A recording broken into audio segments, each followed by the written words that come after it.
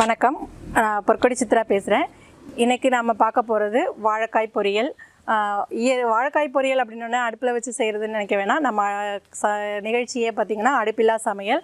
அதனால் அடுப்பில்லாமல் எப்படி வாழைக்காய் பொரியல் செய்கிறோம் அப்படிங்கிறத இப்போ பார்க்க போகிறோம். அதுக்கு தேவையான பொருட்கள்: வாழைக்காய் 4, பெரிய வெங்காயம் 2, குடைமிளகாய் 1, மல்லித்தழை சிறிதளவு, மிளகு ஜீரகத்தூள் தலா 1 டீஸ்பூன், இந்து உப்பு தேவையான அளவு, தேங்காய் அரை மூடி. இப்போது நம்ம எப்படி செய்கிறது அப்படின்னு பார்ப்போம். வாழைக்காயை பொடியாக நம்ம எப்போதும் சமையலுக்கு பொரியலுக்கு நறுக்கிற மாதிரி எவ்வளோ பொடியாக நறுக்கிக்க முடியுமோ அந்த அளவுக்கு பொடியாக நறுக்கி உப்பு தண்ணியில் ஒரு 5 நிமிஷம் போட்டு ஊற வச்சுருக்கோம்.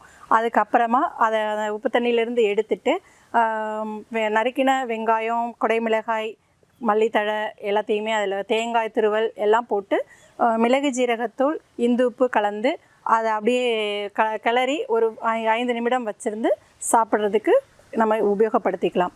இது அதாவது வாழைக்காய் பசும் பொரியல் அப்படிங்கிற பேரில் நம்ம இதை செய்கிறோம். இது நம்ம இரத்த ஓட்ட மண்டலத்தை சரி பண்ணுறதுக்கு இது ரொம்ப உபயோகமாக இருக்கும். அதனால் இதை நம்ம எடுத்துக்கிறது நல்லது.